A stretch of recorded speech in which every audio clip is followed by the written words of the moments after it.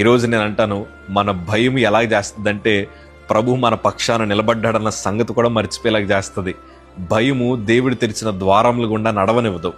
భయము దేవుని అద్భుతాన్ని చూడనివ్వదు. అదే మనం ధైర్యంగా నిలబడితే ఎర్ర సముద్రానైనా ధైర్యంగా దాటించగలిగిన దేవుడు ఆయన. అదే మనం ధైర్యంగా నిలబడి ప్రభు మీద విశ్వాసం ఉంచగలిగితే ఏ స్థితిలో ఉన్నా ప్రభు నిన్ను పోషిస్తారు. నీకు కలిగి ఉన్న భయములంటి నుండి ప్రభు విడిపిస్తారు.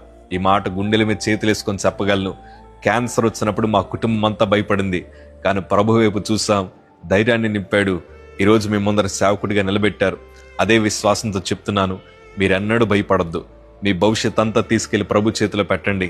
మీకు ఏ విషయంలో భయం అనిపించినా అది ప్రభు పాదాల దగ్గర పెట్టి విజ్ఞాపన చేయండి. ప్రభు తగిన కాలం వచ్చినప్పుడు మీకు జవాబిస్తారు. మీకు కలిగిన భయములన్నిటి నుండి నా ప్రభు విడిపించి, మీరు పడిన చోటే, ఓడిపోయిన చోటే, కన్నీరు కార్చిన చోటే నా ప్రభు మిమ్మల్ని గొప్ప సాక్షులుగా నిలబడతారు. చుట్టూ ఉండే అన్ని జనులు అందరూ మీకోసం సాక్ష్యం చెప్తారు. ఎలాగో తెలుసా? ఒకప్పుడు వారు ఓడిపోయారయ్యా, కానీ ప్రభు వారిని నిలబెట్టారు. ప్రభు వారికి విజయాన్ని ఇచ్చారు, ప్రభు వారికి ధైర్యాన్ని ఇచ్చారని అన్య జనులు మీకోసం గొప్ప సాక్ష్యం చెప్పబోతున్నారు. ధైర్యంగా ఉండండి, భయపడద్దు.